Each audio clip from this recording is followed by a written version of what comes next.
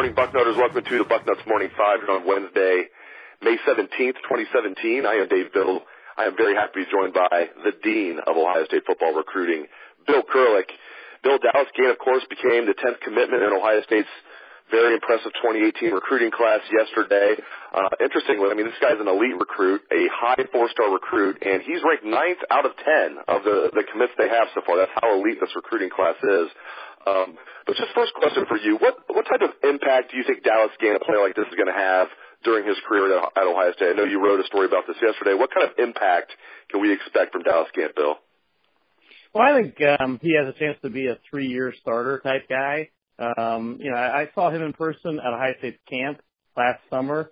Certainly impressive. And the thing that impresses me now, too, is that having been, there yesterday and seeing him in person, he's even bigger and better looking now than he was a year ago. I mean, he's a big, physical-looking guy. Definitely passes the look test. And I've seen him since then at camps, too. So, that's really what impresses me now is that he continues to grow, mature, and develop. And when Mick Marotti gets a hold of him, look out. You know he's going to go to the next level then. Outstanding athlete and makes plays. And I think you hit it right on the nose when you talked, and I know you tweeted about this yesterday, that he's the 9th highest rated recruit in the class, and he's the number 1 outside linebacker in the country. It's kind of crazy when you really think about how Ohio State is recruiting now. But, I think Dallas has a chance to be an outstanding, most likely will linebacker for the Buckeyes, and potentially, an all-conference type guy for Ohio State. And what a humble young man as well, I might add. That's great to hear. I love to know that he's not just an outstanding player, but he also has, his act together off the field too. That's not a surprise. They recruit. It's a rare when they recruit a guy, and I interview him, and I'm thinking, man, he doesn't seem like a good kid. It's like every kid I interview over there that's on the team just seems like a good young man. So that's great to hear. Hey, you mentioned he's ranked as the number 1 outside linebacker in the country, and that's our 24/7 Sports in-house rankings. I'm curious about the discrepancy here between the other sites. So we have him ranked as the number 1 outside linebacker in the country, and the Composite only has him 5th. That means there's got to be a site out there that's like an outlier that must have him ranked have him really underrated. What's the deal here? Do you think just that there's another site out there that just hasn't caught up to Dallas Gant for whatever reason? Because, again, we have him ranked 1st. It's not like another site has him ranked 5th. It's just the Composite, which, takes all 4 into account, has him ranked 5th. So what do you make of the discrepancy there in his individual ranking? Well, I think that, to be honest, our ranking is just a little bit higher than the conglomerate of the other ones. And, I think our guys that do the rankings do a fantastic job of going out and seeing these kids in person. Obviously they use the film evaluations and all too, but, I know when I've gone to see Dallas in person, our guys are there, Spartan Simmons and Steve Wiltfong and all. And I think they do a great job of evaluating these guys. And, you put them together and you get that composite rating. I think that's the great thing about 24/7 Sports and the composite. You get everybody thinking together. And still, right.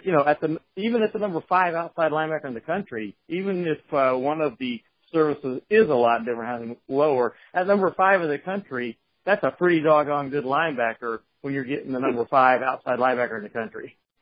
I know, it's crazy. I mean, it's splitting hairs. I've always said, if you're talking about like the top 5 players across the country, I mean, think how many thousands of kids play football across this country, and talking about the top 5 players at a particular position, it's really splitting hairs. It's just interesting to me that we have him number 1, and then he's 5th in the composite. That means there's got to be a site that has him like in the 20s or something. Maybe they will finally catch up and realize how good this kid is. But not a big deal. But I didn't want to get your take on that.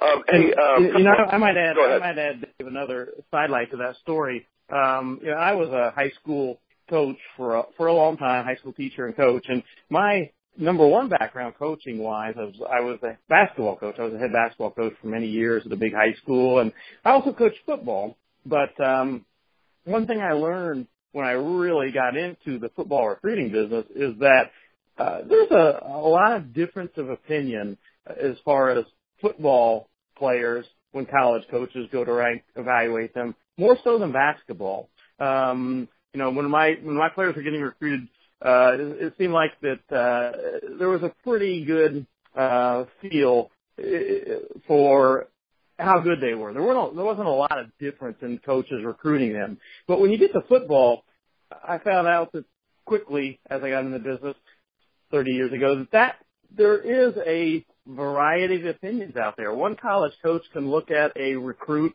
football-wise and think he's fantastic, and another will think, well, he's just average. And there's just more of a difference of opinion when it comes to recruiting football prospects than there is basketball. There's far more agreement in basketball than there is in football. Very interesting perspective there. Regarding Dallas Gant, do you feel like, and I know at the end it seemed like it was Buckeye all the way, but take us through the recruitment. It sounds like early he was Buckeye all the way when Luke Fickell was on the staff. Then he wavered. Maybe Notre Dame had a lead briefly, correct me if I'm wrong, and then it came all the way back to Ohio State, of course. Just take us through the recruitment. Was it pretty much a roller coaster recruitment for Dallas Gant? One of the interesting things I found yesterday, I was listening as other people interviewed Dallas as well. Obviously I did the video interview that's on the site right now of Dallas Gant, and then I also talked to him at a couple other times. Just did a few other interviews for other things with him. I also listened as others were interviewing Dallas, and Luke Fickell's name came up quite a bit. It was interesting. Dallas, in a lot of cases, brought Luke Fickell up on his own, just started talking about him and how, he initially recruited him and how important he was and all.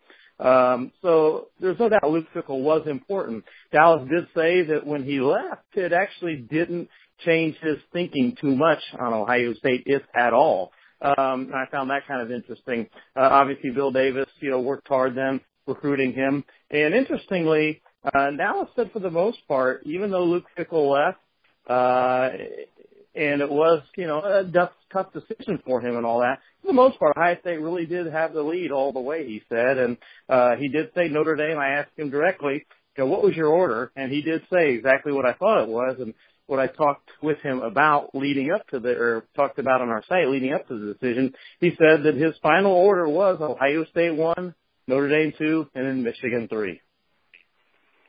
Before I let you go, and we know this is always fluid, but everybody wants to know who's going to be the next commit. Well, I'm not going to ask you that specific question, but who's maybe some possibilities to commit to the Buckeyes, or let's say the next couple of months, guys that are not going to wait real late in the process, maybe some guys that late spring, early summer, over the next couple of months. Who are some possibilities that we need to watch out for?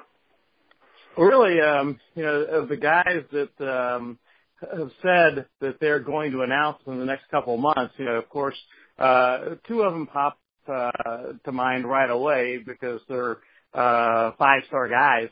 Unfortunately, right now, I wouldn't say either one's going to Ohio State. The two that come to mind right away would be Teradja Mitchell, the linebacker from Virginia, who's down to Ohio State and Florida State. And I think at this point right now, Florida State is his choice, is the general vibe I get. I don't think it's out of the question he picks Ohio State, but I think right now Florida State would be the choice, and he's going to announce either sometime later this month or sometime in early June. So that's certainly one to keep in mind. And then the other guy that's going to be announcing in the coming months, the five-star is Zamir White, the great running back from North Carolina. I don't think Ohio State is out of the mix in this one. Some people think it's a foregone conclusion that he's going to Georgia, and I think that would be the pick right now, Georgia. But Ohio State is not out of the mix. They're still recruiting him. They still have a chance, and we'll see what happens. But those two five-star prospects would be the guys to keep in mind right this minute. Quick follow-up on Teradja Mitchell. So it seemed to be trending Ohio State's way recently. Now, it's, as you said, it's trending Florida State's way. Just elaborate on the Mitchell situation, if you could. Well, all those crystal balls went to Ohio State at one point, and I was very leery of that because I knew Florida State was getting that visit that he took May 12th weekend, and that from Ohio State standpoint worried me. That visit did happen. It did go very well, and that's why Florida State right now, in my opinion, has the lead. And the crystal balls have gone back a little bit towards Florida State since that visit, so we'll see. But, getting that last visit is big in this case. You know, with Brenton Cox, it was a different situation. Brenton Cox had Ohio State clearly at the top of his list and where he wanted to go after his Ohio State visit and going into the Georgia visit. So Georgia had a lot of work to do to change his mind, and they were not able to do it. And of course, Cox committed to Ohio State. In the case of Mitchell, this one's been close all along, and getting the last visit for Florida State does, and I think has made a difference. So that's kind of where everything stands right now, that he's got to still finish thinking through things, but he doesn't have any more visits back to Ohio State, or for that matter, Florida State planned, and the last visit in his mind is Florida State at this point. Great insights, as always, from the dean of Ohio State football recruiting, Bill Kurelic. You don't get a moniker like that lightly. He lives up to it and then some. Thank you very much, Bill, and thanks to all listeners out there for tuning in to the show. I appreciate it, and I hope you have a great day.